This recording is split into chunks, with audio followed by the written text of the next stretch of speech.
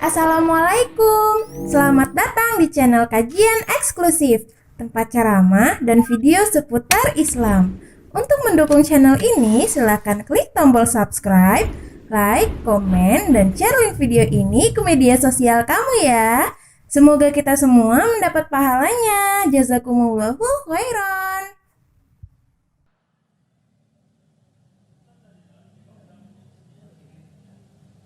Silakan untuk Syekh. Ya. Bismillahirrahmanirrahim. Assalamualaikum warahmatullahi wabarakatuh.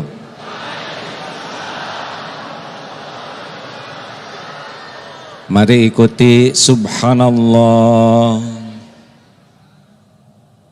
walhamdulillah wa la ilaha illallah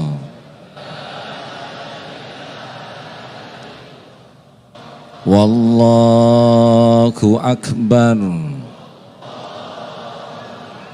la haula wa la quwwata illa billah Al-Aliyyil Azim. Allahumma salli wa sallim wa barik ala Sayyidina Muhammadin wa ala alihi wa ashabihi ajma'in. Ya Allah, berkahi majlis ini ya Allah. Catatkan siapapun yang menyimak, yang hadir menjadi hamba yang Engkau ridhoi. Bukakan hati kami menerima kebenaran-Mu ya Allah. Tuntun kami agar dengan niat yang ikhlas, ilmu yang manfaat, amal yang Engkau terima.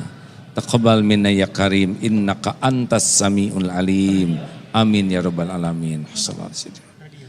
Alhamdulillah hadirin sekalian, kajian ini yang biasa dilakukan bulanan tahun-tahun yang lalu, hari ini Allah datangkan saudara kita Ustadz Abdul Somad. Semoga Allah menyayangi dan melindungi beliau selamanya. Amin. Terima kasih atas kehadiran Bapak Ibu. Acara ini sebelumnya diadakan persiapan untuk pembukaan Masjid Darut Tauhid di Barerang. Alhamdulillah. Pak Sekda, Pak Majelis Ulama, Masya Allah juga dari DKM. Alhamdulillah, terima kasih sudah memfasilitasi semua ini. Juga kawan-kawan semua, Masya Allah. Adek, boleh berdiri asal yang belakang tidak ada yang terhalangi ya. Syarat berdiri yang utama adalah jangan pernah membuat orang lain terhalangi. Silakan berdiri, catatannya yang belakang tidak boleh terhalangi. Setuju? Terima kasih Ustadz. Kenapa seperti yang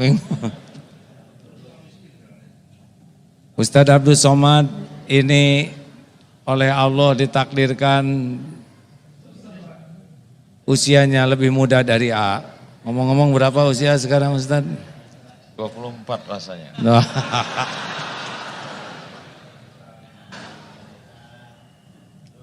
Saya 58, beliau 43. Tadi kan 43 ya. Yang asli. Baru ingat tahun 2020. Oh, alhamdulillah. Ya insya Allah setiap ulama pasti ada cobaannya. Amin ya Allah. Dan cobaan itu pasti akan membuat semakin bisa dekat dengan Allah. Amin ya Allah. Ustadz, kalau naik pesawat, Ya. pesawatnya lancar, Ustadz lihat banyak yang zikir tidak di pesawat. Tidur semua. Tidur. Kalau pesawatnya digoncang, apa yang terjadi? Pada zikir tidak? Allah semuanya menyebut Masya Allah, Allahu Akbar, takbir semua. Gitu ya. Nah itulah pentingnya goncangan ya. Ya Allah. Kalau tidak digoncang cenderung lupa ke Allah. Kalau Allah Akbar, begitulah hadirin sekalian ya. Silakan Ustadz yang mendahului, saya bagian menyimak. Dalam programnya sebetulnya saya jadi pembawa acara malam ini. Oh iya? Iya.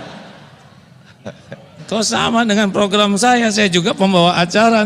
Jadi jamaah sekalian, malam ini kita bersyukur pada Allah kedatangan seorang ulama. Saya diberikan kesempatan untuk membuka acara ini. Mari kita buka dengan ucapan basmalah. Mari kita dengarkan baik-baik kajian tauhid yang disampaikan oleh Al-Mukarram Kiai Haji Abdullah Ibn Astiar. Kita gunakan telinga dengan baik, catat dengan baik. Mudah-mudahan ilmu yang kita peroleh malam ini dapat membekali kita menjalani hidup diridhoi Allah Subhanahu wa taala. Kebalik. Baiklah, karena saya dianggap lebih tua, awalnya begini ya.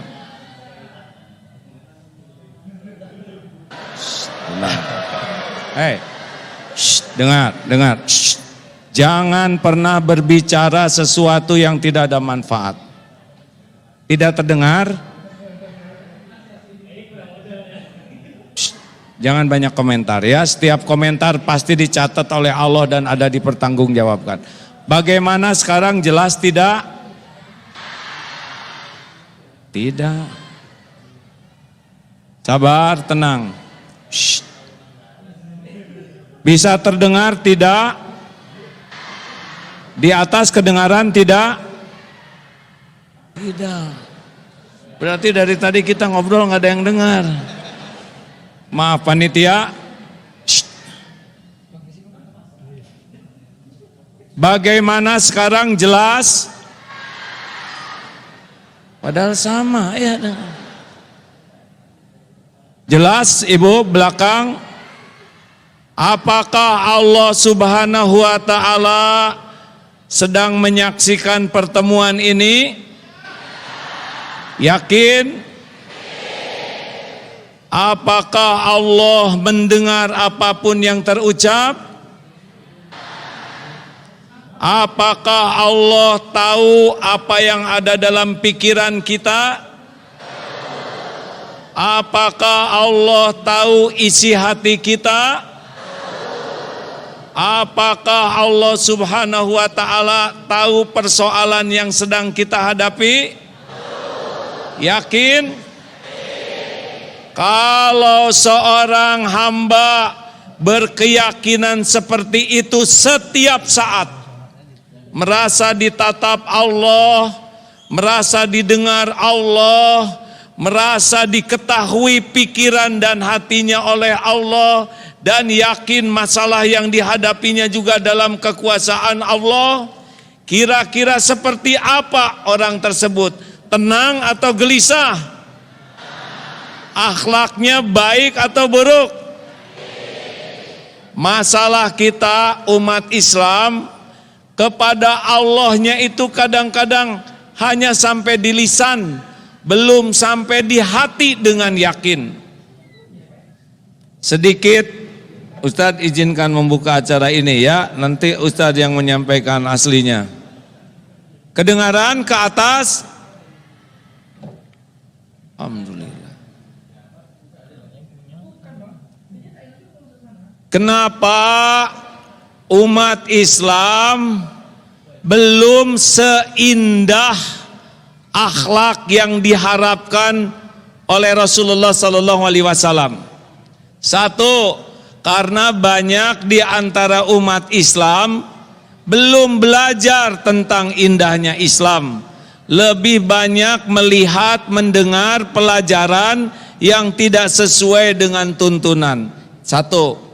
Yang kedua, kenapa umat Islam akhlaknya, perilakunya belum seindah semestinya? Yang kedua, karena kita sering belajar agama ke majelis taklim, tapi belum tentu niatnya ingin dekat dengan Allah.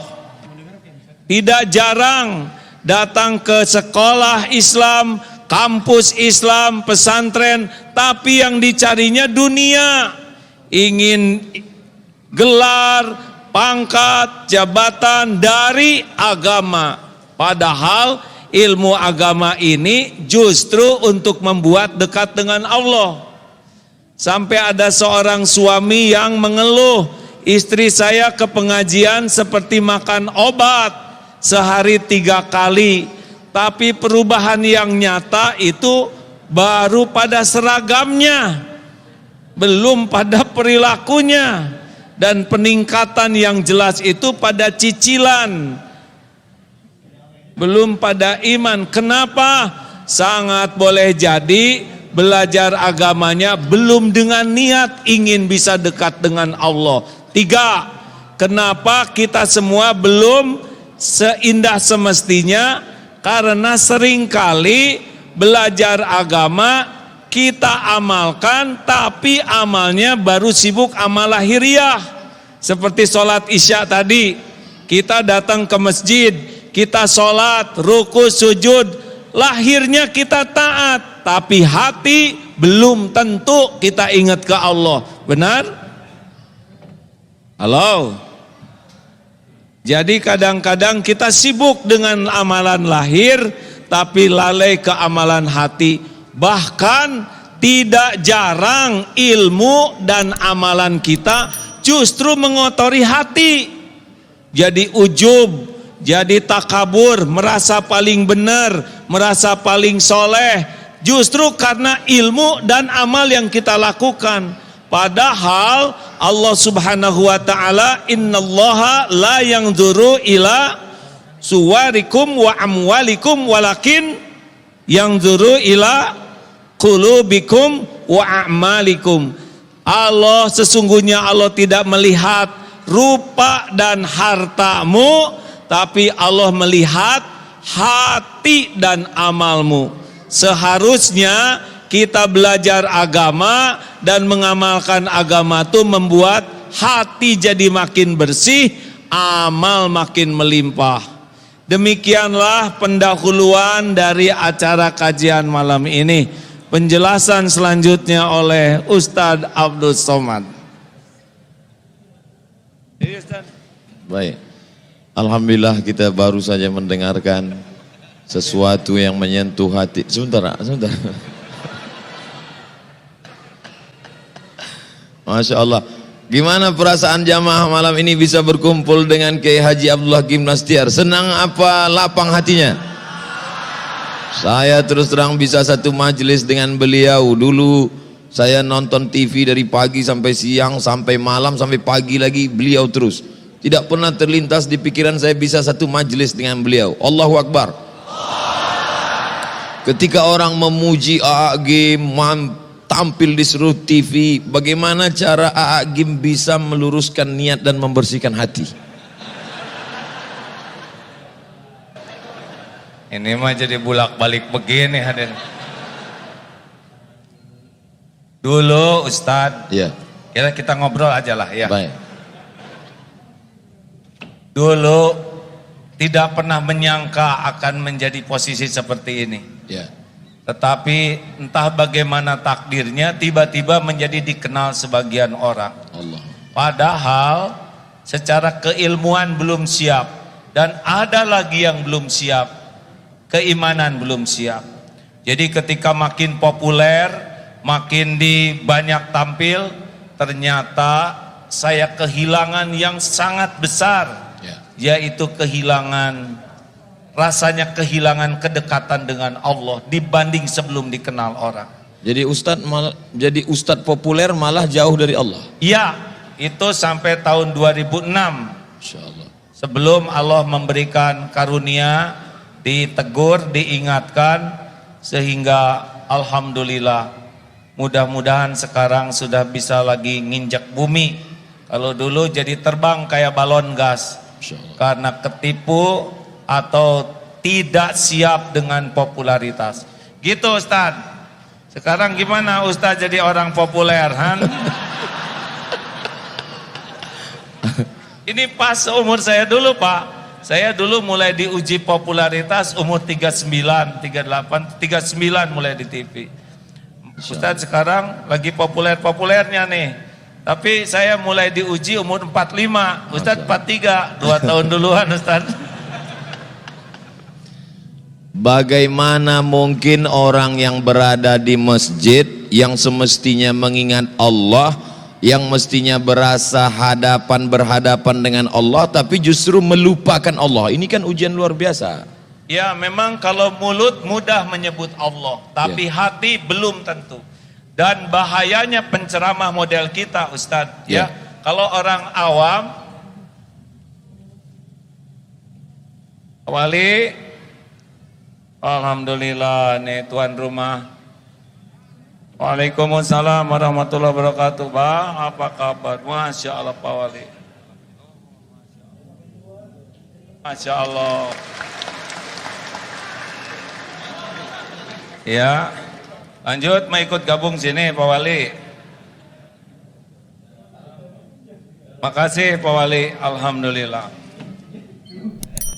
Beliau harus banyak didoakan karena jadi orang yang ditakdirkan diberi amanah berat di Batam ini, betul? Jadi kalau lihat pejabat tuh harus kasihan, ya. Jabatannya tidak lama di dunia, tapi hisabnya lama di akhirat. Makanya doakan, doa. Jangan hanya menuntut, yang penting mendoakan. Betul Pak Wali? Masya Allah. Ada sebagian orang ketika dia diuji dengan sakit, dia katakan saya sedang diuji. Diuji dia dengan kemiskinan, dia katakan saya sedang diuji. Tapi ketika dia punya popularitas, punya jabatan, dia menganggap ini nikmat. Logika berpikir seperti ini betul atau keliru? Salah. Kok jadi saya yang jawab terus? Jadi justru ujian yang ada puji, ada caci. Ya. Ujian yang terberat itu pujian. Kenapa berat? Karena pujian ini cocok dengan yang nafsu sukai. Oh. Jadi kalau nafsu suka, itu lebih berat. Ya. Tapi kalau nafsu tidak suka, itu cenderung yang lebih dekat yang Allah sukai. Seperti tidur. Tahajud atau tidur? Pasti nafsu sukanya tahajud atau tidur? Tidur. Nah, makanya itu lebih berat. Ya. Jadi dipuji itu lebih berat daripada dicaci. Karena kalau dipuji kita sudah suka jadi merasa seperti apa yang dikatakan orang. Wah Ustadz Abdul Somad soleh, wah itu lebih bahaya daripada Ustadz perbaiki dong. Nah itu lebih bagus. Berarti kalau gitu kita lebih berusaha mencintai haters daripada lovers. Ya lover dicintai, haters juga dicintai. Masya Allah. Karena tidak rugi kita dikritik orang. Yang rugi itu sebetulnya kalau terpedaya oleh pujian orang. Sekarang bagaimana rasanya Ustaz jadi orang terkenal? Masya Allah, tabarakallah. Kita sedang disadarkan bahwa selama ini kita salah melihat hidup. Selama ini kita merasa kalau sedang sakit diuji Allah. Ketika kita sedang miskin diuji Allah. Ketika kita sedang dapat jabatan, alhamdulillah saya diberi. Padahal sebenarnya juga bagian dari Dan lebih berat ujiannya. ujian jabatan. Iya. Ujian popularitas. Lebih berat Pak. Kalau orang populer seperti Ustadz Abdul Somad ini ya. Ada contoh lain enggak? Udahlah giliran. Kalau orang tidak dikenal, bikin kesalahan bisa dia sendiri Pak. Ya. Tapi kalau model orang hampir nyebut kita, model Ustadz yang terkenal ini, Ya. bikin satu aja kesalahan, Ya. ditiru orang banyak, udah nggak tahu gimana ngejar tobatnya itu. Dosa jariah. Iya, dan terus disampaikan, apalagi sekarang dengan seperti ini lebih sensitif lagi. Insya Allah. Makanya siapapun dan orang terkenal itu bukan karena maunya orang, karena maunya Allah. Ujian, tidak usah ingin terkenal. Dan kalau nggak ada takdirnya nggak akan pernah terkenal. Tapi yang udah ditakdirkan terkenal harus obat habis-habisan supaya tidak terpedaya oleh keterkenalannya. Gitu. Bagaimana memanage hati kita supaya kita tidak terpedaya oleh setan yang luar biasa? Jadi terbalik, ini tidak sesuai rencana saya. Rencana saya mau dengerin Ustadz ceramah. Saya sedang belajar ilmu tauhid.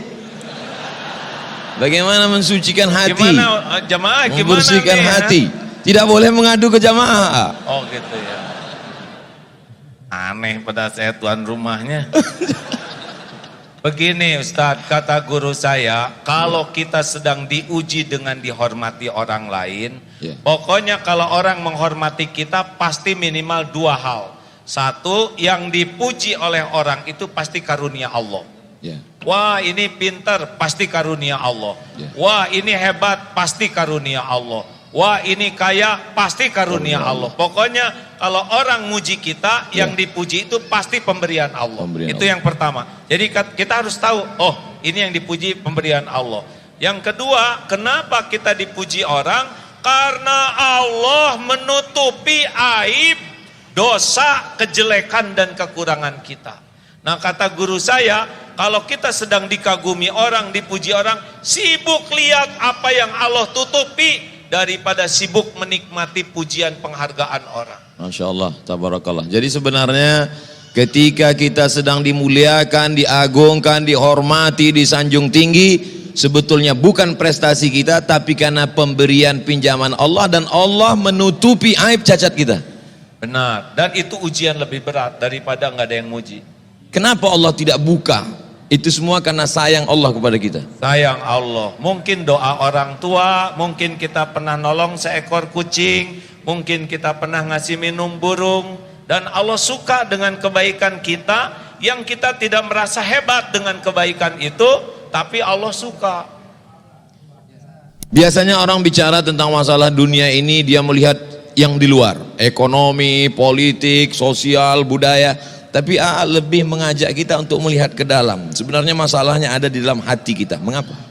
Lah kan jelas sekali Ustaz, innallaha la yanzuru ila suwarikum wa amwalikum walakin yanzuru ila qulubikum wa a'malikum. Ya. Allah tuh tidak lihat rupa dan harta, tapi Allah melihat hati dan amal. Ustaz maaf ya, mungkin Ustaz apa? Ustaz lebih hafal tentang dalil yang 3 dihisab pertama. Ya.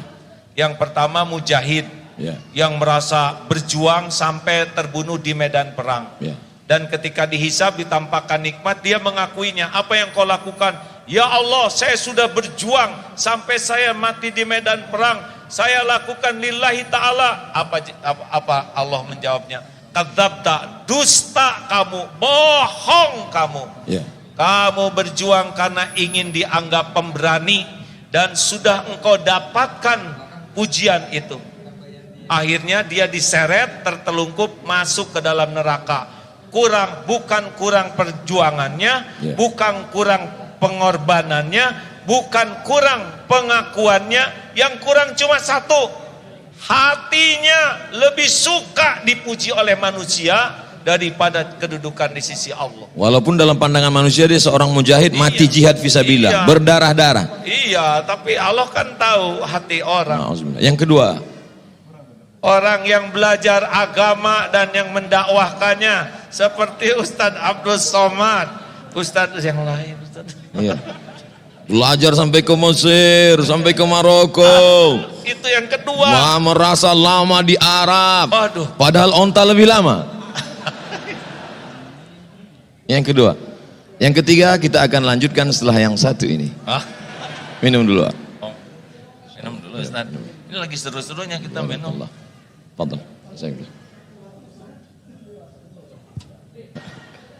Masya Allah, tabarakallah. Yang kedua itu yang belajar agama dan mendakwahkannya, belajar Quran dan membacanya.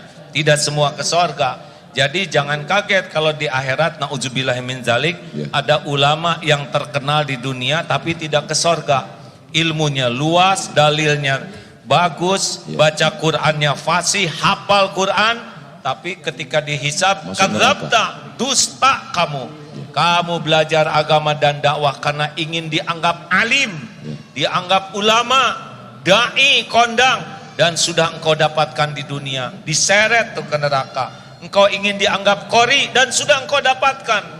Tidak kurang ilmunya, tidak kurang Qur'annya, yang kurang satu saja. Apanya Ustaz? Keikhlasan hati. Hatinya. Ketulusan karena Allah. Jadi enggak cukup kita sibuk beramal kalau tidak mujahadah membersihkan hati, dan cuma satu penyebabnya. Dia senang dengan kedudukan di sisi manusia dengan menggunakan amalan akhirat. Itu yang membuat Allah marah. Mencari kedudukan dunia dengan berbagai macam bunga-bunga keindahannya justru dengan amal akhirat. Ya, itu yang membuat Allah. Padahal yang diinginkan Allah, tundukkan dunia untuk memperoleh akhirat. Iya, coba jelaskan itu Ustaz. Yang ketiga, Ini saya sering cerita ini antara dunia dan akhirat ya.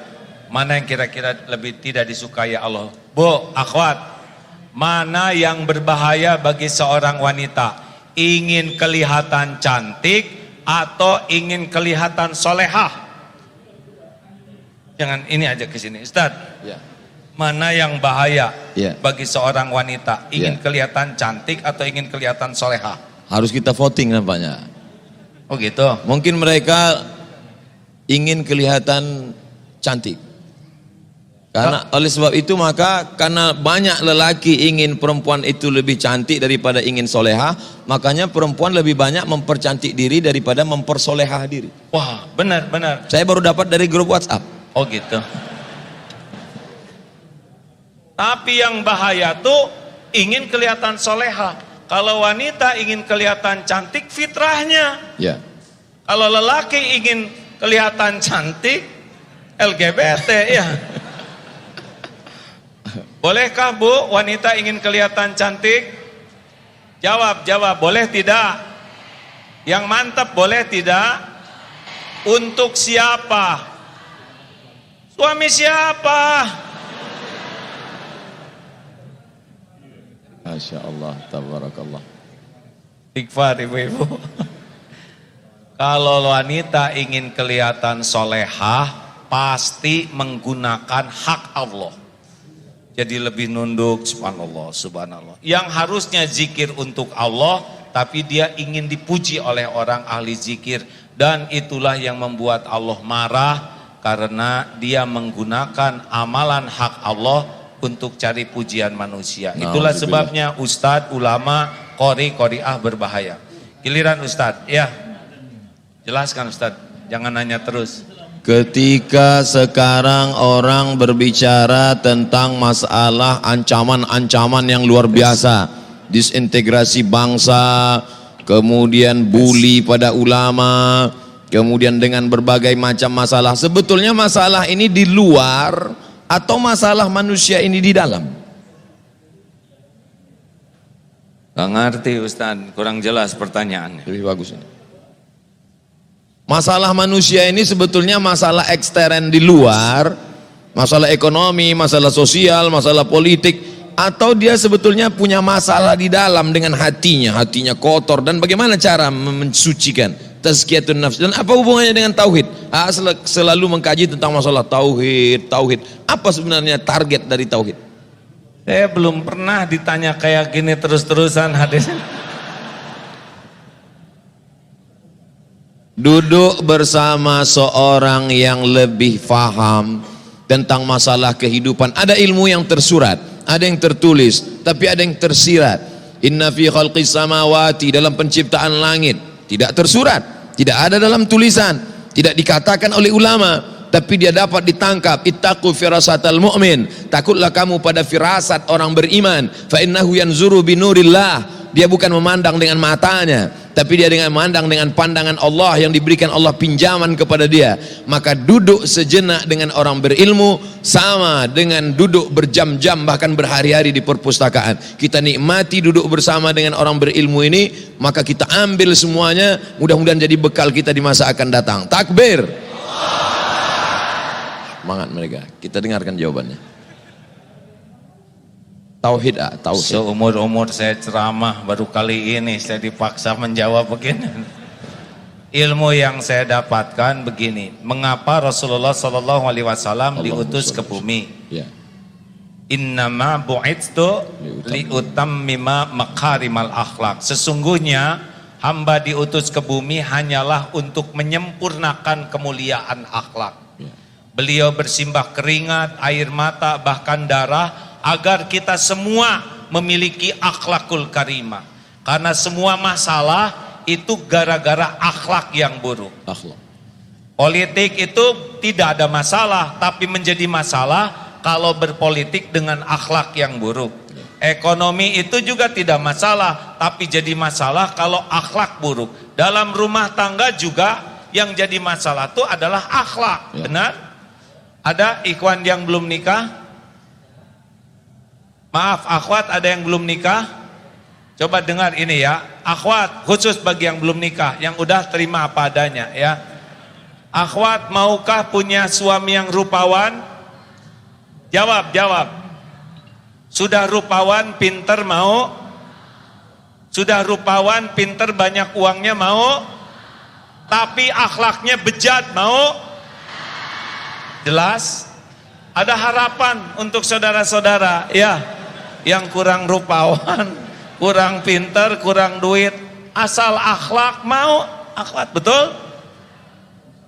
Coba ikhwan, maukah punya istri rupawan? Udah rupawan, pintar, udah pintar banyak uangnya, tapi akhlaknya mulia. Dengar akhwat, suara terkeras bukan masalah rupa, tapi masalah akhlak, benar? Nah, akhlak itu menurut ilmu yang saya dapatkan pilarnya 2. Jadi kalau orang ingin berakhlak baik meniru Rasulullah, itu pilarnya 2. 1, kepada pencipta, kepada Allah Subhanahu wa ta'ala, benar bersih tauhidnya. La ilaha illallah, tiada ilah selain Allah. Hatinya itu tidak menuhankan apapun selain Allah. Tidak menuhankan harta, gelar, pangkat, jabatan, walaupun dia punya, tapi tidak ada lengket di hatinya terhadap dunia ini. Allah saja, mau dia jadi menteri, jadi gubernur, jadi wali kota, tidak ada masalah. Hatinya tuh, saya bukan hamba siapa-siapa selain hamba Allah. Buahnya 2, patuh dan pasrah. Cirinya juga 2, roja dan khaufnya kepada Allah. Itu tauhid. Nah, yang kedua, kaki yang kedua adalah kepada ciptaan. Ciptaan Allah. Makhluk. Rahmatan lil alamin. Kepada pencipta bertauhid, kepada ciptaan rahmatan lil alamin. Penuh kasih sayang, keinginan agar orang-orang itu punya nikmat iman, bisa selamat dunia akhirat. Itu Ustadz yang saya tahu. Itu makanya AA Gim selalu mengkaji masalah tauhid, bahkan pondoknya Darut Tauhid. Pertanyaan yang menggumpal, mengkristal di kepala kita selama ini, mengapa tauhid? Ternyata masalah manusia ini dapat diselesaikan dengan 2, kepada Khalik, hanya bergantung kepada Allah. Tapi selama ini kalau kita bicara tentang masalah orang bertauhid, biasanya katanya zuhud, jangan bergantung kepada harta, jangan bergantung kepada kuasa, akhirnya dia hidup miskin, susah, melarat. Tapi Agim ada yang unik, dia bicara tentang tauhid, bicara tentang zuhud, tapi dia kaya raya, motornya gede. Bukan motor gede, itu motor sedang, sayanya kecil, jadi lebih kelihatan. Masya Allah. Bicara tentang masalah tauhid, orang selalu mengatakan kalau sudah tauhid kita murni, jangan lagi memandang kepada harta, tinggalkan ekonomi, tinggalkan. Tapi justru Agim tidak demikian. Tauhid tetap, tapi kita lihat kehidupannya baik, ekonominya mapan, kehidupannya bagaimana menyeimbangkan ini sehingga umat tidak tersesat dalam pemahaman yang keliru, memahami Islam. Jadi begini Ustadz, Ya. Tidak menuhankan itu bukan berarti tidak punya. Kata kuncinya bukan berarti tidak menuhankan, berarti tidak punya. Iya, gini, kita punya harta tapi tidak menuhankan harta, itulah zuhud. Allah. Ada orang yang tidak punya harta tapi menuhankan harta, tetap saja dia walaupun bokeh tetap tidak bagus, itu yakinnya. Orang yang tidak punya harta tapi menuhankan harta, ingin punya harta padahal tidak punya harta, masuk nerakanya 2 kali berarti. Gak tahu juga Ustaz, itu urusan Allah. Tapi udah pasti menderita, karena setiap kali kita mengilahkan sesuatu selain Allah, Allah kan tahu isi hati kita, pasti Allah turunkan gelisah. Jadi kalau misalkan udah menyandar nih ya, udah ingin dipuji, ingin dihormati, ingin dikagumi ke makhluk, udah pasti Allah naruh di hati ini kegelisahan, kesengsaraan. Makanya kalau punya dunia nggak ada masalah, tapi jangan sampai menganggap dunia inilah penjamin hidup kita. Zuhud itu kan bukan tidak punya uang Ustadz. Ya. Orang yang zuhud itu mau punya 1000, 1.000.000, 1.000.000 sama. Karena dia lebih yakin dengan jaminan Allah daripada apa yang ada di tangannya. Itu zuhud. Bagaimana menguatkan keyakinan? Harus dilatih Ustadz. Cara melatihnya? Ya misalkan ini nanti ada sedekah ya. Jangan suka ragu-ragu, sedekah berapa? Gak usah dihitung-hitung. Ada sini, coba aja keluarin. Buka jam keluarin, cincin keluarin, pasti nyesel. Kenapa tidak dari dulu saya jadi dermawan gitu nyeselnya. Oh, jadi ini akan ada ujian. Ada sesudah ini biasakan diuji ya. Masya Allah, mana kotaknya? Belum Ustaz, belum panas ini ya. Ya.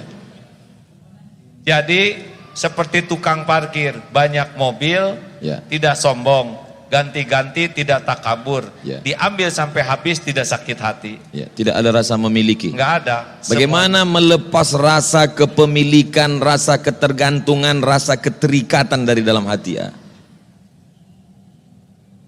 Jadi saya gini yang ketempuhan ini hadirin. Jadi harus dengan riadah Ustaz. Ya. Tidak bisa ilmu ma'rifatullah ini hanya dengan belajar. Ya. Tapi harus ada mujahadah melepaskannya. Makanya seperti kalau saudara ragu terhadap uang, latih saja. Dia punya uang, potong 5%, sedekahkan. Lihat, jadi miskin tidak? Oh enggak juga. Potong 10%, jadi miskin tidak? Oh enggak. Potong 20%. Tuh lihat Ustaz, udah lihat kan? Ya. Semuanya tegang. Padahal baru rencana. Ya. Tadi 5% mereka masih senyum. 5%, 10%, 20%. Baru rencana pelit. Saya nih Ustaz ya, maaf ya. Kalau saat ini nih, tiba-tiba ada tamu.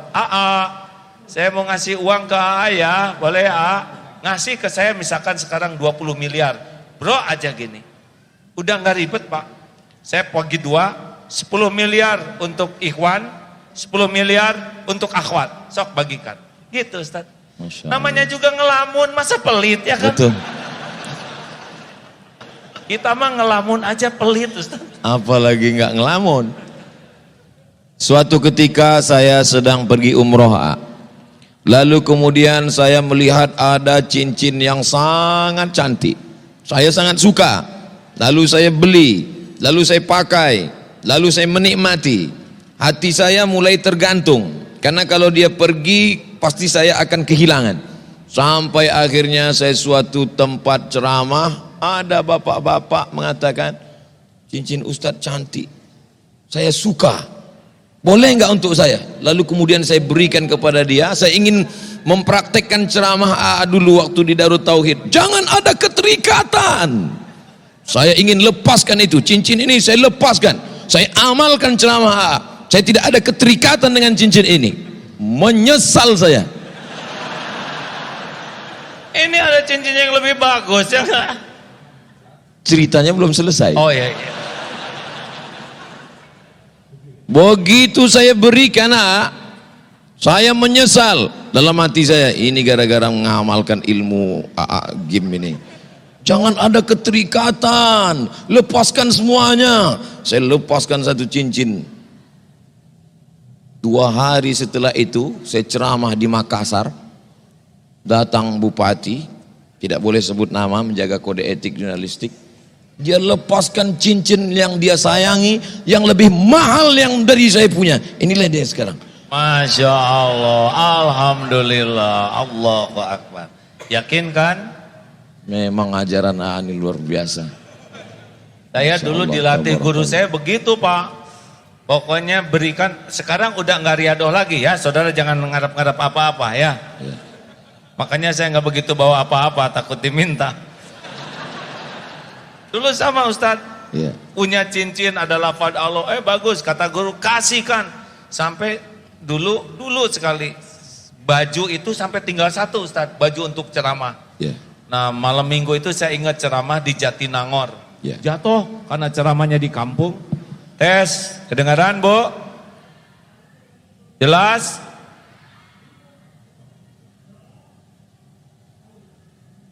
Dari tadi tidak kedengaran. Yang sebelahnya gini, yang sebelahnya gini, gimana? Jelas sekarang?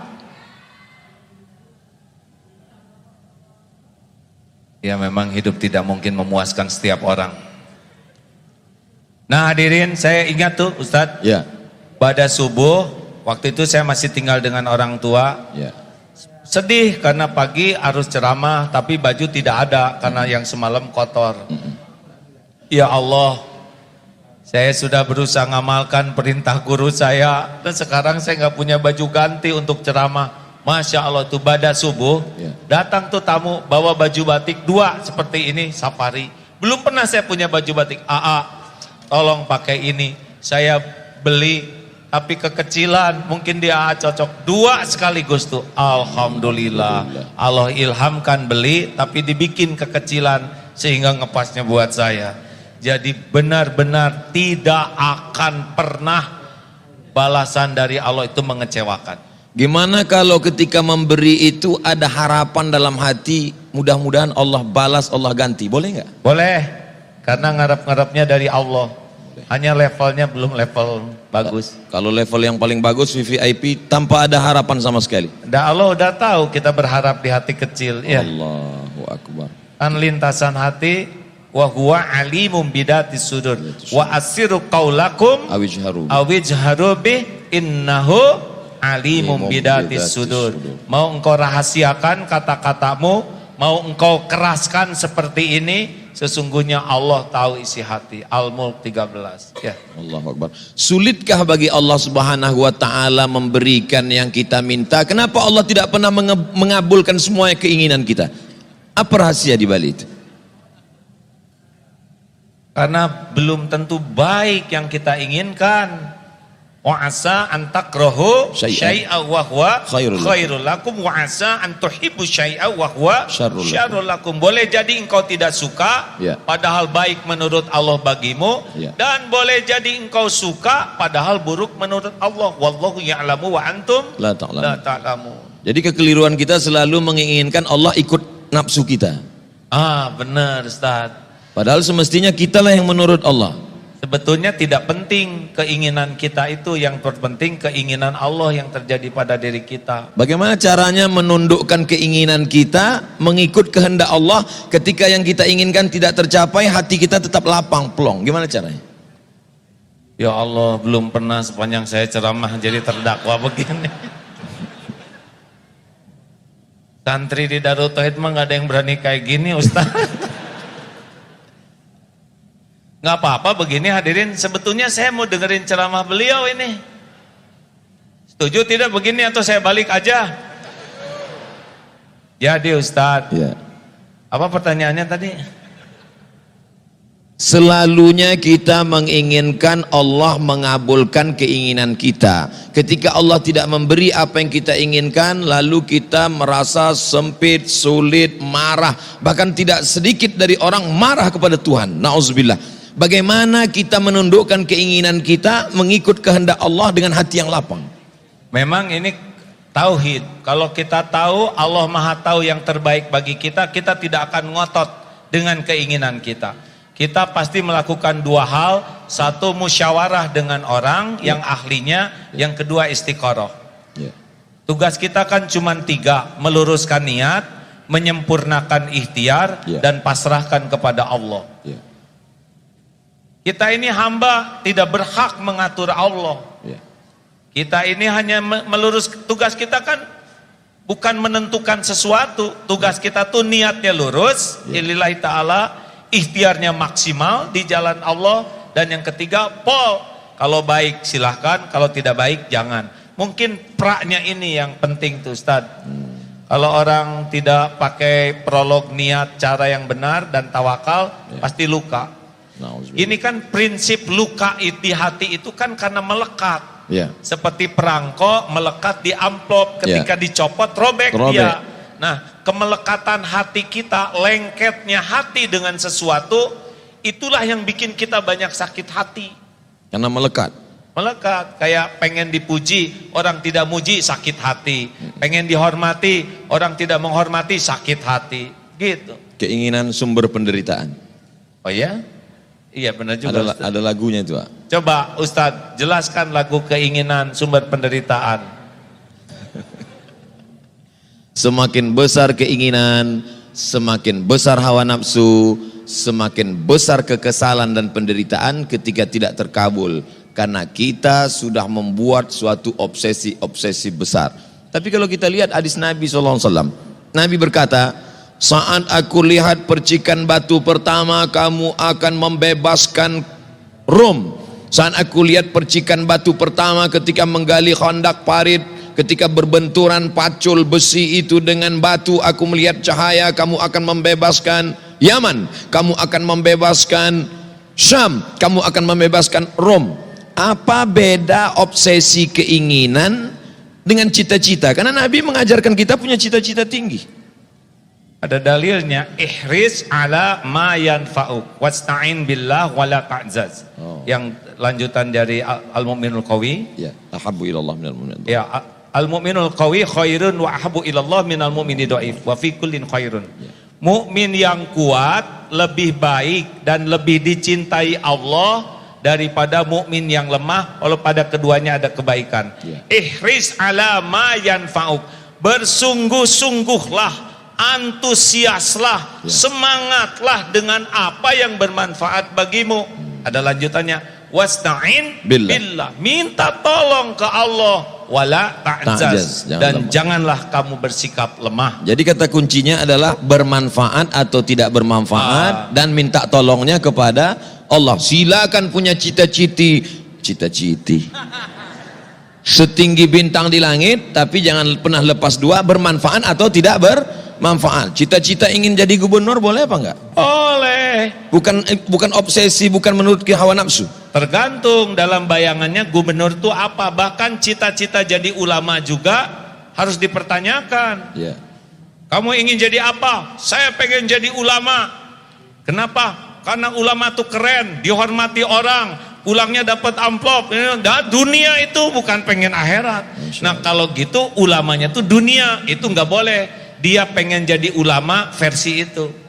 Kalau saya ingin jadi ulama, kenapa? Karena saya ingin punya hati yang takut ke Allah. Bagus.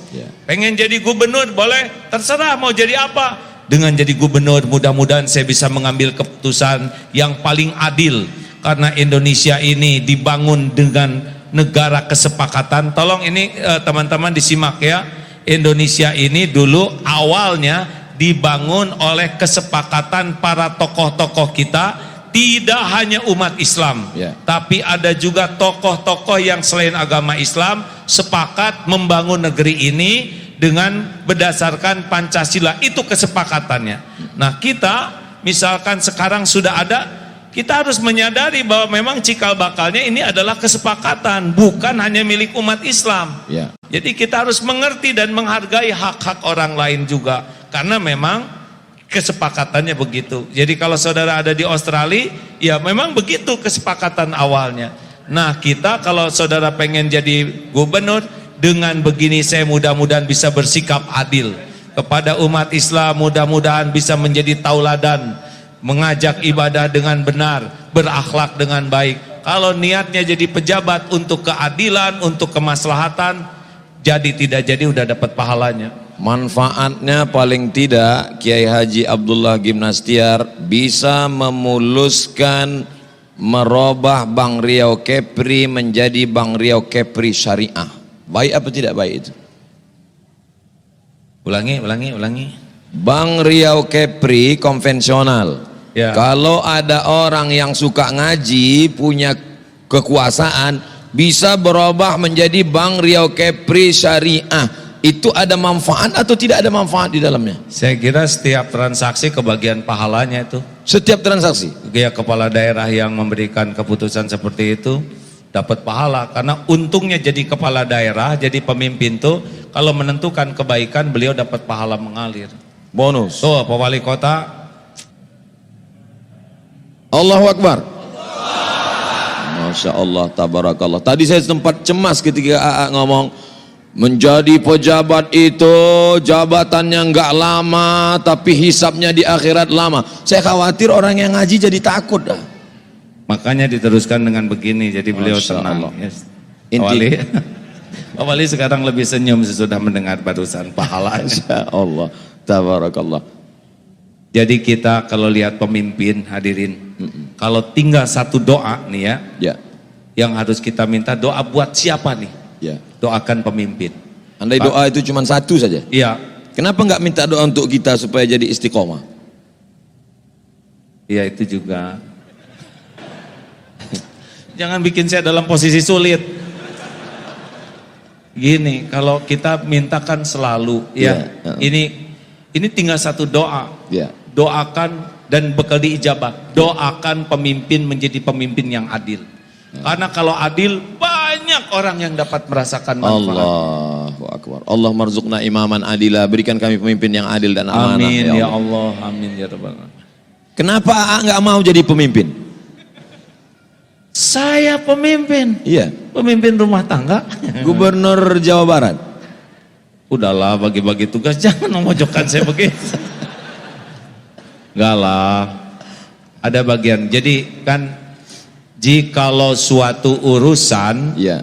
diserahkan kepada yang bukan ahlinya, fantazirus Tunggulah kehancuran. tunggulah kehancuran. Saya kan ngukur hadirin. Atau nggak mau jadi gubernur karena mau jadi presiden? Kalau mau mah nggak mau. Masya Enggak Allah. lah. Tabarakallah. Tidak, alhamdulillah. Jadi saya sudah ngobrol dengan Pak Aher, gubernur waktu itu. Iya. Seperti apa sih kehidupan gubernur? Iya. Apa tanggung jawab? Apa itu saya kontak dengan beberapa gubernur lain. Iya. Oh ternyata saya merasa, oh ini bukan bagian dari hidup saya seperti ini. Ya. Intinya apapun jabatan, apapun profesi, semuanya dua. Pertama, bermanfaat buat orang banyak. Yang kedua, minta tolong kepada Allah. Ya, kalau merujuk ke dalil tadi, ihris Alama yanfa'uka wasta'in billah. wala ta'zaz, La dan ta'zaz. janganlah kamu bersikap Lemah. lemah. Apa saran nasihat AA Gim, Kiai Haji Abdullah Gim Nastiar buat anak-anak muda? Saat ini anak muda ini luar biasa, apalagi kita tinggal di provinsi dengan pulau-pulau terluar, narkoba, semuanya sampai ke sini duluan. Narkoba mampir ke sini duluan, LGBT juga mampir duluan, Corona mampir juga duluan. Apa saran untuk anak-anak muda sekarang? Kalau saya memikirkan negeri ini, Ya. maka yang harus ada dalam pikiran kita adalah generasi muda. Karena generasi muda sekarang akan jadi para pemimpin di masa yang akan datang. Allahu Akbar. Kalau kita sedih misalkan ada ketidakjujuran di beberapa tempat, Ya. maka pastikan kita keluarga jadi orang jujur. Ya. Kalau lihat perpecahan di masyarakat, misalkan ada kecebong dan kampret, kita jadikan kecepret, ya. Sudah selesai itu gitu-gituan, ya. Makan energi, betul Ya. tidak? Betul. Jadi kalau saya boleh pesan ke generasi muda, ya, satu, jangan pernah jauh dari ilmu agama. Allah. Karena Rasulullah bersabda, man yuridillahu bihi Khairan. khairan yufaqihu fiddin. Barang siapa yang dikehendaki Allah kebaikan baginya, Ya. Allah pahamkan agama. Ya. Cuma seperti tadi, belajar agamanya tuh betul-betul dengan niat untuk dekat dengan Allah, Ya. dan manfaat untuk makhluk-makhluk Allah. Jangan sampai belajar agama untuk kepentingan nafsu. Bisa itu hadirin, ya. Dan rasanya untuk orang Kepulauan Riau belajar agama tidak ada lagi halangan, alasan, karena Darut Tauhid di Batam sudah berdiri 2004, 16 tahun yang lalu. Iya, ngebebasin tanahnya. Dibangunnya baru beberapa bulan ini, tahun ini. Apa kendalanya sampai 16 tahun? Mungkin Allah lihat hati kami belum ikhlas, ya, di dalam belum belajar ikhlas. Karena kalau Allah mudahkan ya mudah. Kalau dulu mungkin belum layak diamanahi seperti itu. Sekarang sudah dibukakan Allah Subhanahu wa taala. Ya, itu cobaan lebih berat lagi. Insyaallah, tabarakallah. Yang kedua, jangan jauh dari orang-orang soleh, teman-teman. Karena bergaul dengan penjual minyak wangi, Ya. bau bakaran, harum, Ya. bergaul dengan pandai besi, bau bakaran. Jelaskan Ustadz tentang hadis itu, yang tentang pergaulan itu.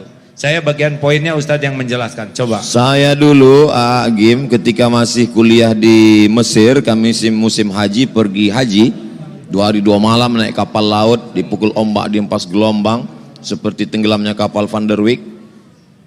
Setelah sampai di Makkah, itu teringat yang ceritakan tentang minyak wangi. Memang kami senang sekali berteman dekat dengan tukang minyak wangi, karena dapat parfum gratis.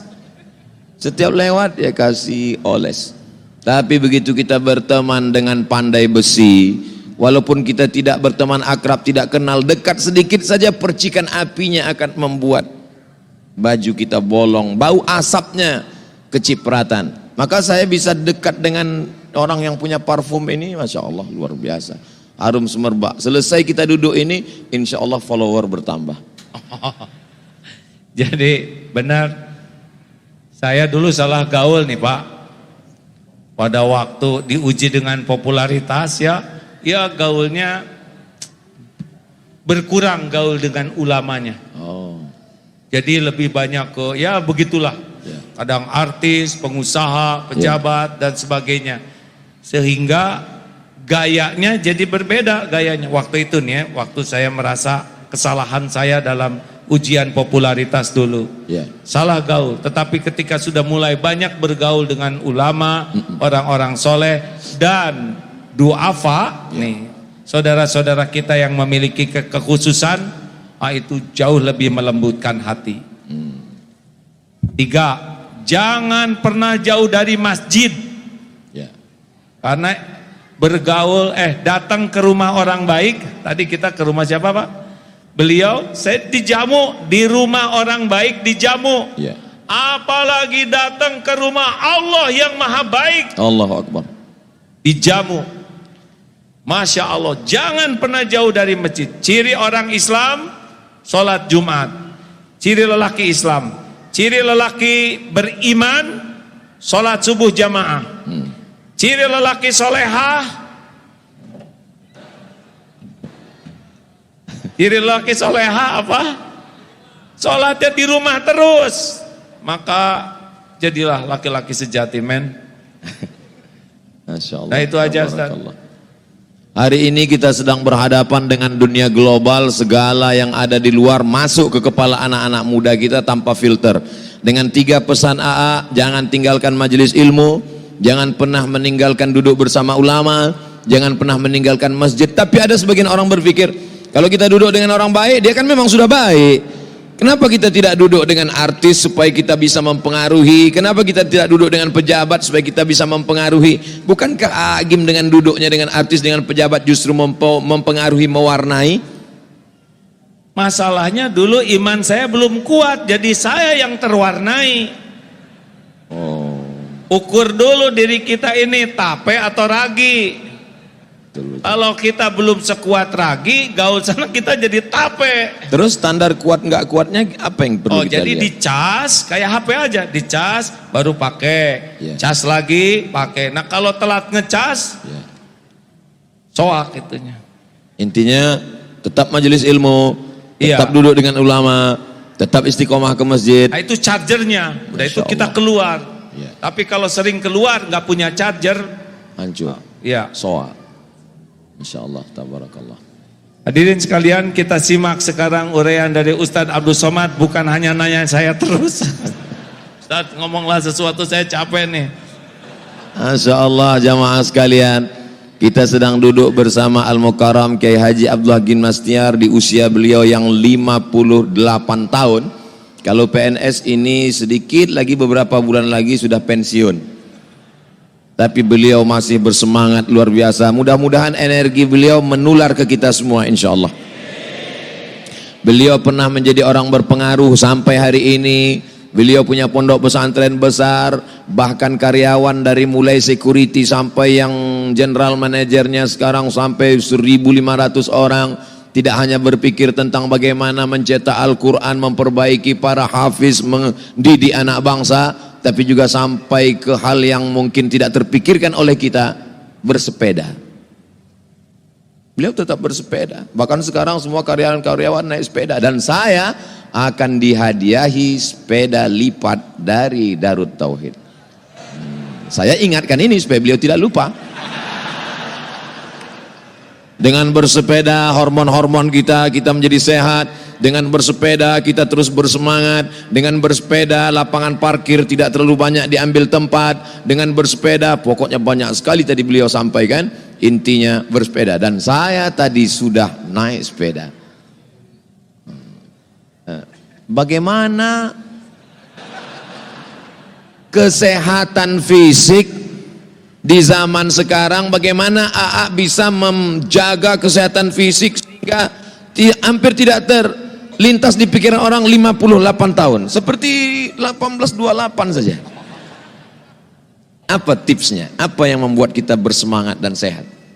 Karena tugas dalam hidup ini ibadah, dan ibadah itu memerlukan, kalau ingin bagus memerlukan vitalitas.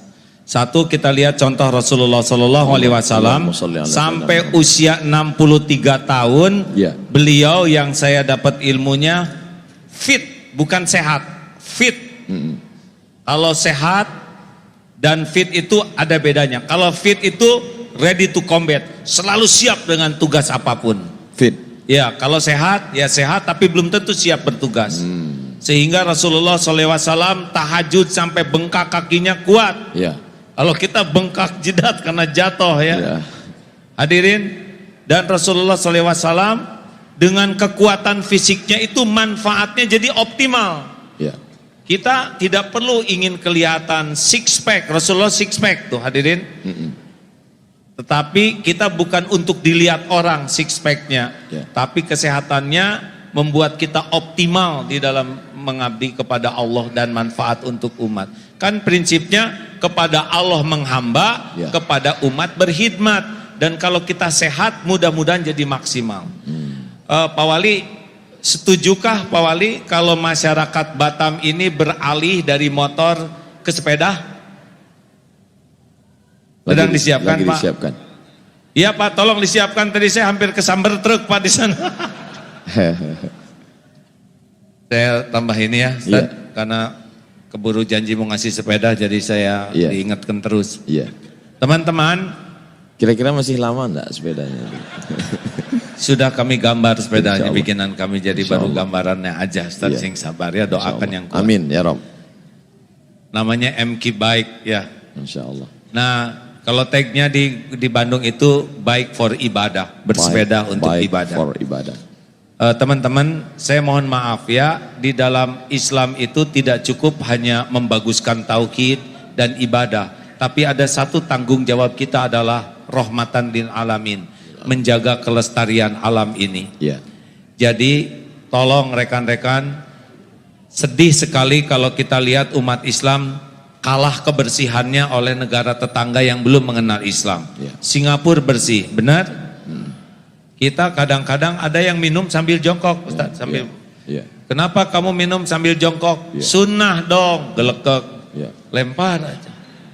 Lah, jongkoknya sunnah. Ini botolnya dilempar. Bid'ah. Bid'ah, benar. Nah, termasuk kelestarian alam ini, kalau kita coba bersepeda ternyata beda. Cung yang punya kebiasaan bersepeda rutin, masih sedikit tuh Pak Wali.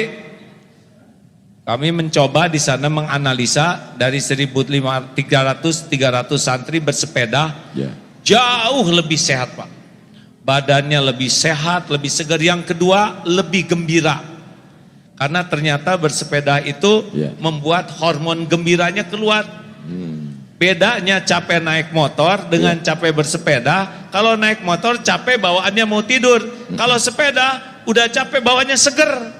Sehingga oksigennya banyak di otaknya. Juga dengan bersepeda itu mudah silaturahim.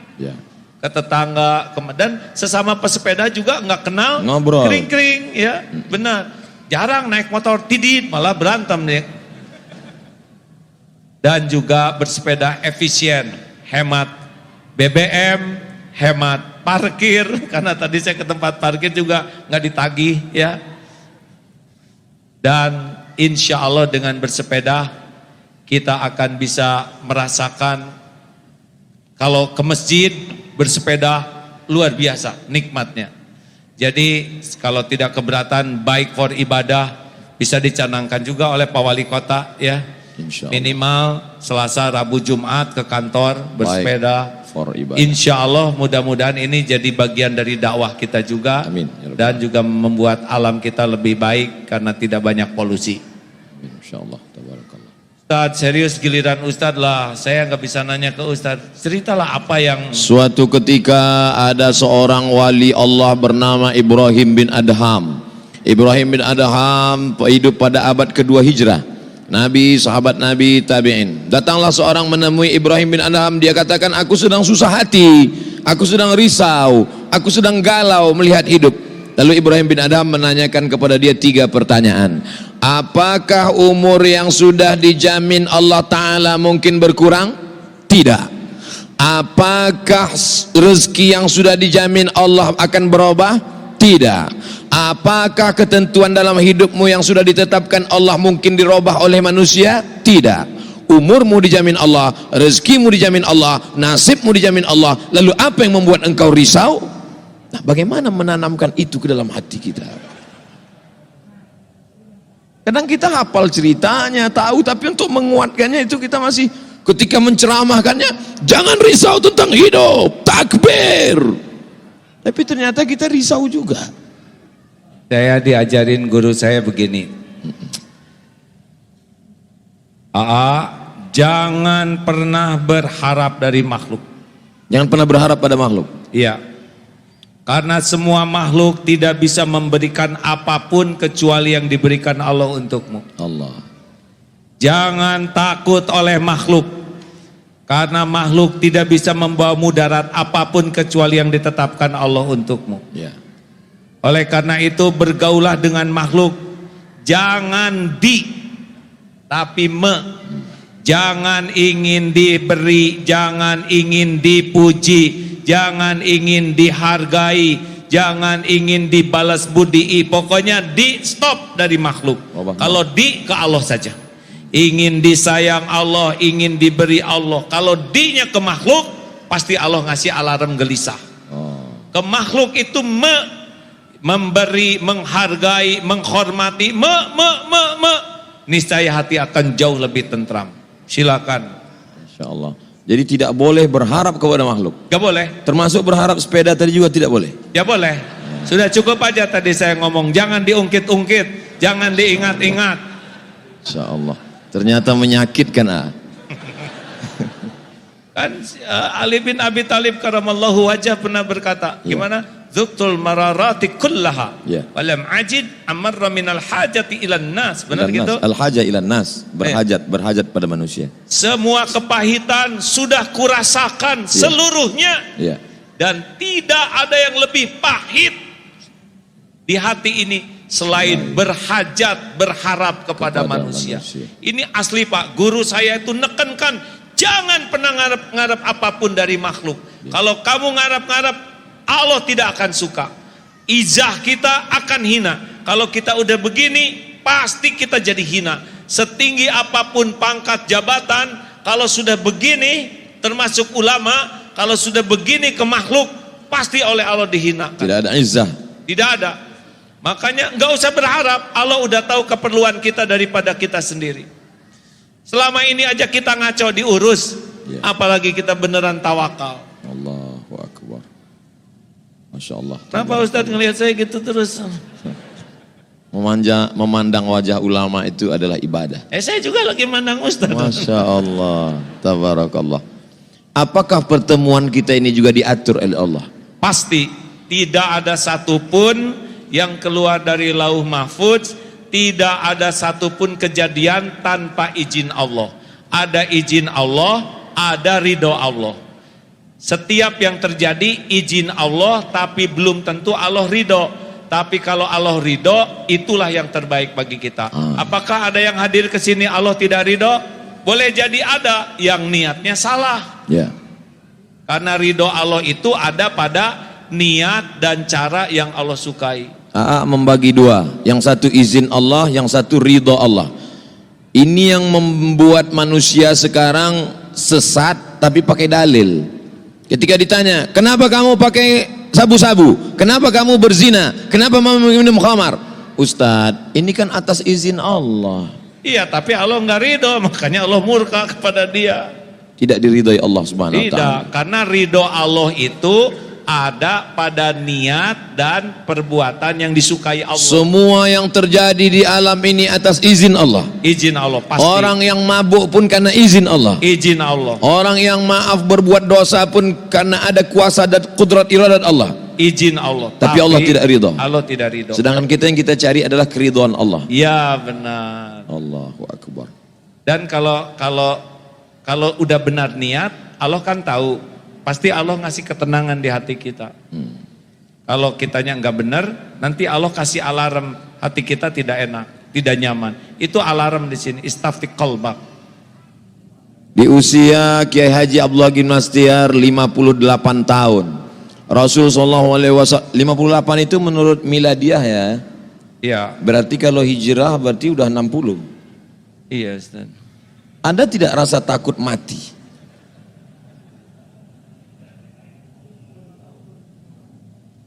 Itu yang saya pikirkan terus, Ustaz. Mati. Iya. Lebih banyak ingat siap matinya daripada siap hidupnya. Apa yang AA sedihkan kalau mati? Ya, saya takut belum cukup bekal pulang jumpa dengan Allah. Udah suara AA udah berubah ke kita tinggalkan cerita mati, kita cerita tentang hidup. Kalau AA diberikan umur lebih panjang, apa yang akan AA lakukan? Obsesi apa yang belum tercapai? Cita-cita apa yang akan teruskan? Seumur-umur baru saya mengalami kayak gini. Insya Allah. Kalau saya diberi umur panjang, satu, saya ingin betul-betul tobat, ya, sehingga tidak tersisa lagi dosa-dosa kecuali Allah ampuni. Karena saya tahu tidak ada yang mengancam Abdullah bin Nastiar selain dosanya sendiri. Saya tidak pernah merasa terancam oleh apapun siapapun selain oleh dosa aib yang selama ini saya lakukan, dan itu harus betul-betul. Dalam beberapa pertemuan AA selalu cerita tentang dosa.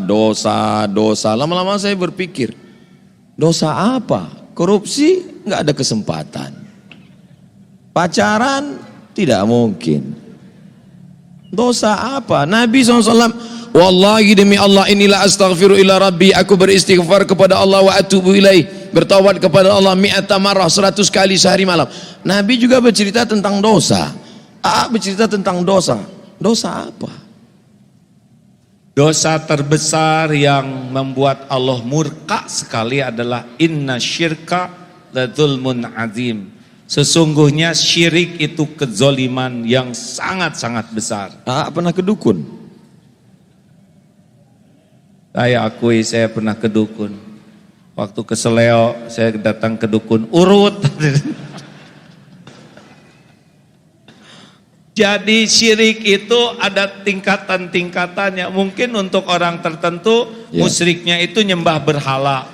Tetapi makin lama Allah makin tahu nih, kalau kita dikasih ilmu, berharap dari makhluk aja itu sudah berbahaya. Jadi yang maksud dosa itu bukan minum khamar, bukan pakai sabu, bukan korupsi, bukan zina, tapi berharap kepada makhluk juga sudah masuk dalam kategori syirik.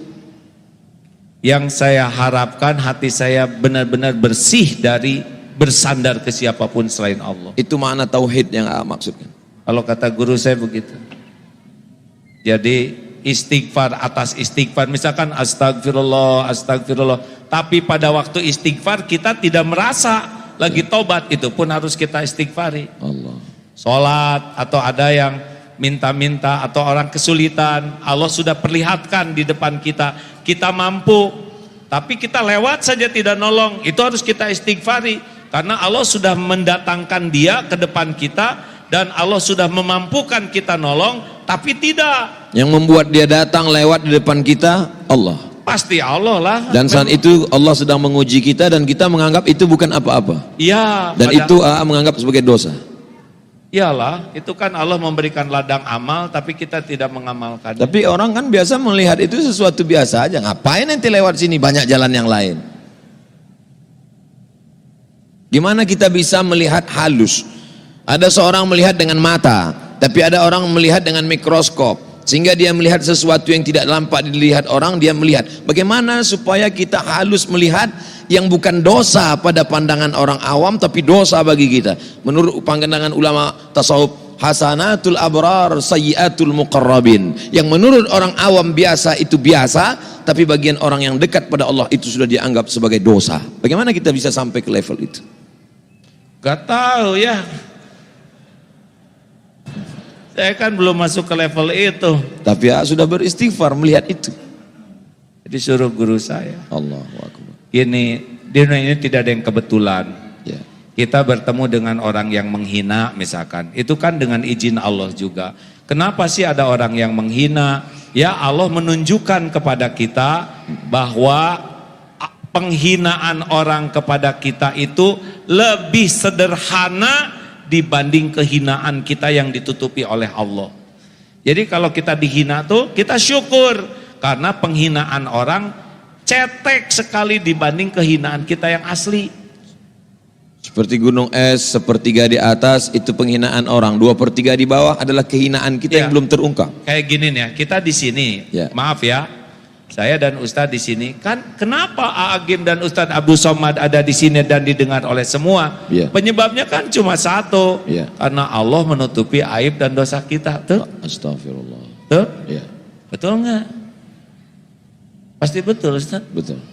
Ustadz punya dosa. Saya banyak dosa yang tidak diketahui oleh umat, tapi Allah tahu. Makanya kalau kita sedang dipuji begini, yang kita ingat tuh ini tutup dari Allah. Allah menutupi aib, dosa, kekurangan. Nah itu akan membantu kita lebih peka dibanding menikmati kekaguman orang. Terakhir dari saya ya Ustadz.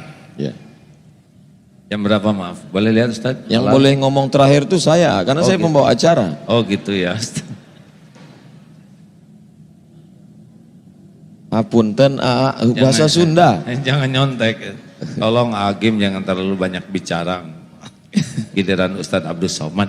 Masya Allah. Saya nggak baca, cuman ngomong aja. Ya gimana Ustadz? Apa saran Ustadz untuk para jamaah yang ada di sini? Saran saya kepada jamaah yang pertama, tetaplah belajar agama. Yang kedua, jangan meninggalkan ulama. Yang ketiga, tetap istiqomah di masjid. Lah itu punya saya tadi. Sengaja saya sedikitkan supaya Ustadz nambah yang lebih banyak. Baik Ustadz. Gimana rasanya Ustadz pada waktu tahun 2019 banyak diuji oleh Allah? Apa yang terpikir dan bagaimana caranya menghadapi ujian itu? Pertama, saya dilepaskan dengan keterikatan kepada orang yang paling memotivasi hidup saya adalah ibu saya. 2019 ibu saya meninggal tanggal 18 Maret hari Ahad. Hari Senin subuh ketika saya sedang di Madura tanpa ada sakit. Andai dia sakit, tentu saya sempat lama merawat dia, menyuap makan dia, memeluk dia, mencium dia. Dan dia meninggal mendadak. Habis makan sahur malam saya tanya, makcik yang selalu bersama dengan beliau, gimana ibu saya malam itu? Kata makcik, malam itu dia tahajud, habis tahajud dia witir, habis itu dia makan sahur. Karena hari Senin dia biasa puasa sunat. Setelah habis makan sahur dia buka YouTube, dia nonton Abdul Somad. Dia tonton lama, habis itu dia pergi mandi, mau sholat subuh, kemudian berwudu, ketika itu dia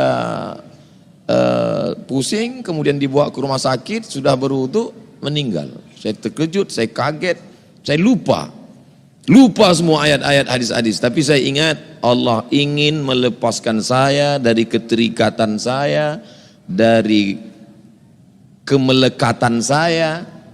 Saya tahu cerita itu setelah AA ngomong ke saya beberapa bulan yang lalu di Tauhid, lepaskan dari kemelekatan. Oh, ternyata yang dimaksud supaya saya lepas dari kemelekatan. Saya terlalu sayang kepada ibu, saya terlalu sayang kepada emak saya, maka Allah ingin lepaskan ini. Lalu kemudian setelah itu Pilpres bulan April, saya sangat sayang dengan nomor saya itu, nomor handphone itu sangat sayang, saya ingat di mana-mana. Allah ingin lepaskan saya dari keterikatan dengan nomor handphone ini. Nomor itu dipakai, diretas orang untuk kepentingan politik. Akhirnya semua orang dapat SMS dari saya, coblos nomor sekian. Akhirnya nomor itu tidak saya pakai lagi. Lepas dari kawan-kawan dekat-dekat, persahabatan karena fitnah-fitnah macam-macam.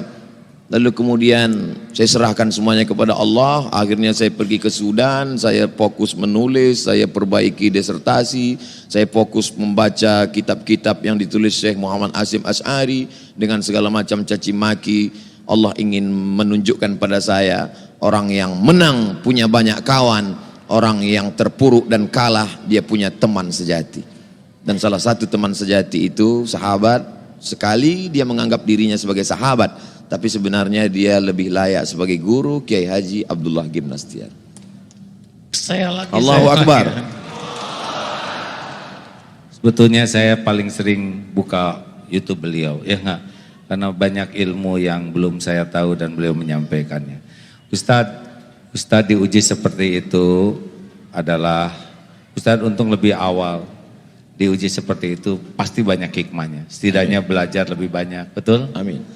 Merunduk, hati lebih merunduk, betul tidak? Insyaallah. Memang bahaya Ustadz, populer, dikagumi orang tuh bahaya sekali. Karena itu enak menurut nafsu dan bisa nagih. Ya. Makanya kalau sudah diuji dengan fitnah, penghinaan dan semua itu tidak bahaya sama sekali. Yang bahaya itu kalau kita tidak sabar, tidak ridho, tidak mengambil hikmahnya dan tidak mensyukurinya. Guru saya mengatakan begini, waktu saya dihina dulu rame-rame. Apa bahayanya dihina? Yang menciptakan siapa? Allah. Yang ngasih rezeki? Allah. Yang angkat derajat? Allah. Yang mengampuni? Allah. Apa urusan kita dengan mulut orang? Tuhan kita adalah Allah, bukan mulut orang. Sibuklah tobat, karena air mata tobatlah jawaban dari semua ini. PDLT, perbaiki diri, lakukan yang terbaik. Itulah jawaban dari segala urusan. Tauhid. Iya Pak. Masya Allah. Iya Om. Ustaz. Masya Baik, Allah. demikianlah. Ustaz terakhir ya. Bagaimana Ibu Ustaz ini bersikap ke Ustaz? Ibu Ustaz dalam pandangan Ustaz seperti apa? Mak. Ketika saya sudah berumur lebih 35 tahun, mestinya saya fokus, beliau pun sudah 70 tahun. Saya mendaftar S3. Tapi beliau selalu mensupport kamu mesti selesaikan kuliah. Jadi beliau tidak sampai pendidikan, amat sangat pendidikan. Saya bukan termasuk anak yang baik waktu sekolah dulu. Saya lari dari pondok, kelas 1-nya lain, kelas 2-nya beda, kelas 3-nya enggak sekolah. Pernah saya 6 bulan enggak sekolah. Dia selalu sabar mendidik saya. Oleh sebab itu pelajaran yang dapat saya ambil, ibu-ibu yang punya anak badung, nakal, tetaplah. Mungkin dia punya masa depan seperti saya. Andai ibu saya membiarkan saya, mungkin saya sudah jadi geng motor, sudah jadi setan saya sekarang. Oleh sebab itu saya amat sangat beruntung. Ibu saya tidak hanya mengandung dan melahirkan saya, tapi dia mendidik saya, mendoakan saya setiap malam, sampai akhirnya beliau meninggal dunia. Dan sampai setelah meninggal pun yang sekarang saya lakukan meneruskan apa yang pernah dia lakukan dulu. Dia dulu ketika hidupnya menyimpan beras, setiap bulan beras dia simpan. Sekarang saya buatkan wakaf beras, berbagi kepada fakir miskin untuk menyambung, melanjutkan yang pernah dia lakukan dulu. Bagi saya, ibu adalah sumber inspirasi. Bagi saya, ibu adalah penyemangat. Bagi saya, ibu adalah yang selalu memberikan harapan sehingga saya tidak pernah berputus asa. Apa amalan-amalan ibu yang kelihatan istiqomah Ustaz? Beliau dari sejak saya sadar, dari sejak saya melihat, tidak pernah meninggalkan sholat malam. Sehingga kalau saya terjaga malam, saya lihat dia tidak. Sampai hari ini, kalau saya sedang rindu, kalau saya sedang sedih, bahkan ketika saya pergi ke Sudan, saya mau pergi jauh, saya bentang sajadah di tempat dia sholat dulu. Saya ambil rehal tempat dia Quran, saya buka Quran yang dia baca. Karena dia selalu duduk di situ dan kalau saya bangun malam, dia pasti sedang duduk buka Quran. Saya sholat di tempat dia sholat, saya baca Quran yang dia baca, saya sholat, saya duduk, bahkan saya tidur di tempat itu dapat mengurangi kerinduan saya. Bagi yang masih punya ibu, masih hidup, belikan makanan kesukaannya, suapkan dia, cium tangannya, peluk tubuhnya, cium keningnya. Karena ada masanya dunia ini hampa, tak terasa, tak ada gunanya lagi hidup karena dia adalah sumber segala. Satu tahajud, ada lagi amalan lainnya? Suatu ketika saya membawa beliau ceramah di depan Masjid Agung di Medan. Kami tinggal di hotel, kemudian beliau ada tamu, lalu saya menemani ke bawah. Kemudian tamu ini bertanya ke beliau. Kata tamu ini, apa yang kau doakan untuk anakmu sehingga dia bisa sehat, dia bisa sekolah? Apa yang kau doakan? Saya nguping aja, saya sambil berdiri ngeliat-ngeliat, saya nguping beliau bicara berdua, saya tidak ingin intervensi. Kata dia, anakku itu ketika di Mesir aku kirim Fatihah setiap malam. Berapa kau bacakan? Kata teman dia, aku bacakan tiap malam dia 100 kali Fatihah. Saya baru tahu itu setelah dia cerita, dia tidak pernah cerita ke saya dan saya tidak pernah tanya. Baru saya paham sesungguhnya apa yang sedang saya terima saat ini adalah doa dari ibu saya. Maka ketika dia meninggal dunia saya pikir keberuntungan hidup saya sudah selesai. Tapi saya pikir Allah masih sayang, doa-doa dia yang lama masih ada yang tersisa sehingga Allah masih kabulkan, Allah masih buat saya sehat, Allah masih kasih saya hidup, Allah masih berikan keberkahan untuk saya. Kalau ingin hidup kita berkah, sayangilah ibu, ayah juga, jangan pernah lupakan kebaikan mereka. Masya Allah, tahajud, doa yang tidak pernah terputus. Beras, gimana tentang beras ibu?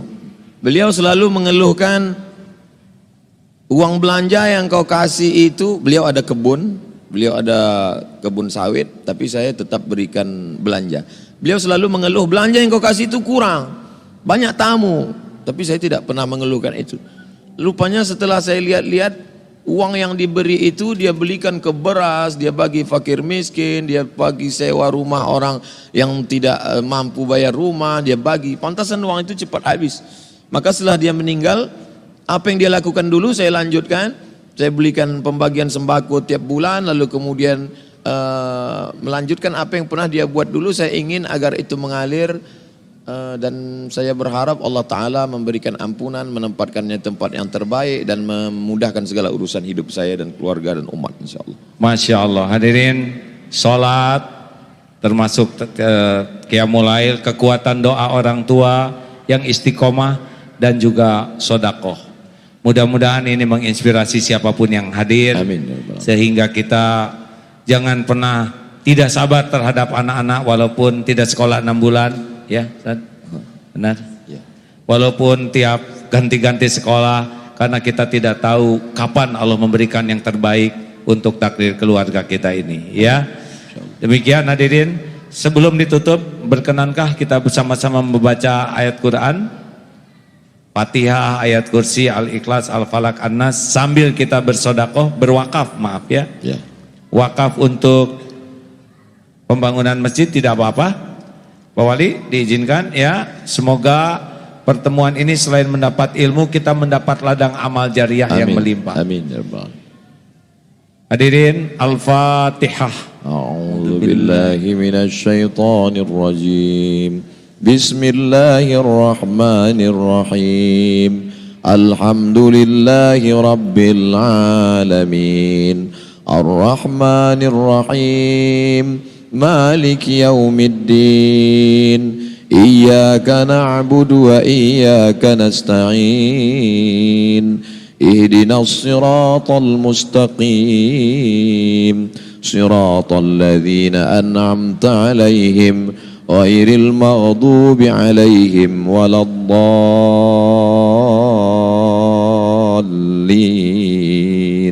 Amin. Kursi. Allahu la ilaha illa huwal hayyul qayyum la ta'khudhuhu sinatun wa la nawm lahu ma fis samawati wa ma fil ard man dhalladhi yashfa'u 'indahu illa bi'idhnihi ya'lamu ma bayna aydihim wa ma khalfahum wa la yuhituna bi syai'in min 'ilmihi illa bima syaa' wasi'a kursiyyuhu as-samawati wal ard wa la ya'uduhu hifdhuhuma wa huwal 'aliyyul 'azim. Kelas Al-Falaq, An-Nas, mari. Bismillahirrahmanirrahim. Qul huwallahu ahad. Allahus samad. Lam yalid wa lam yulad wa lam yakul lahu kufuwan ahad. Bismillahirrahmanirrahim. Qul a'udzu birabbil falaq min syarri ma khalaq wa min syarri ghasiqin idza waqab wa min syarri naffasati fil 'uqad wa min syarri hasidin idza hasad. Bismillahirrahmanirrahim. Qul a'udzu birabbin nas, malikin nas, ilahin nas, min syarril waswasil khannas, alladzi yuwaswisu fi sudurin nas, minal jinnati wan nas. Salawat. Allahumma salli ala sayyidina Muhammad wa ala ali sayyidina Muhammad. Allahumma salli ala sayyidina Muhammad wa ala ali sayyidina Muhammad. Allahumma salli ala sayyidina Muhammad wa ala ali sayyidina Muhammad. Masya Allah. Fadal doa Ustaz. A'udzu billahi minasy syaithanir rajim. Bismillahirrahmanirrahim. Alhamdulillahi rabbil alamin. Wassalatu wassalamu ala asyrafil anbiya'i wal mursalin wa ala alihi wa sahbihi ajma'in. Amin ya Allah. Rabbana ighfir lana dzunubana, ampunkan dosa kami ya Allah. Dosa mata kami melihat yang tidak Engkau ridhai ya Allah. Wali abaina, ayah kami ya Allah, melepuh kulit mereka untuk menyarikan biaya sekolah kami, tak dapat kami balas budi baiknya ya Allah. Wali ummahatina, ampunkan dosa ibu kami ya Allah, yang melahirkan kami meregang nyawa 9 bulan 10 hari, wahnan ala wahnin, lemah di atas lemah. Kalau dia masih hidup, panjangkan umurnya ya Allah. Sahih ajsadaha, sehatkan badannya ya Allah. Kalau dia sudah meninggal dunia, lapangkan kuburnya ya Allah. Allahumma ja'al qabraha radatan min riyadil jinan, jadikan kuburnya salah satu dari taman-taman surgamu ya Allah. Amin ya Allah. La taj'al qabraha hufratan min hufarin niran, jangan kau jadikan kuburnya salah satu dari lubang nerakamu ya Allah. Andai dapat kami memeluk tubuhnya yang rapuh, andai dapat kami cium tangannya, andai dapat kami cium keningnya, tapi semua kenangan itu tak dapat kami ulang kembali. Jadikanlah pemuda-pemuda kami orang-orang yang berbakti kepada orang tua ya Allah. Amin ya Rabb. Anak-anak kami, godaan mereka begitu besar, tantangan hidup mereka begitu kuat, maka perbaiki, Allahumma aslih syababal muslimin, perbaiki akhlak anak-anak muda kami ya Allah. Allahumma dafa'an al-ghala wal waba wal fahsya wal riba wal zina, selamatkan mereka dari pergaulan bebas, bersihkan mereka dari narkoba, sucikan mereka dari perbuatan maksiat dan dosa ya Allah. Dulu waktu mereka lahir, kami yang membisikkan ke telinga mereka, la ilaha illallah.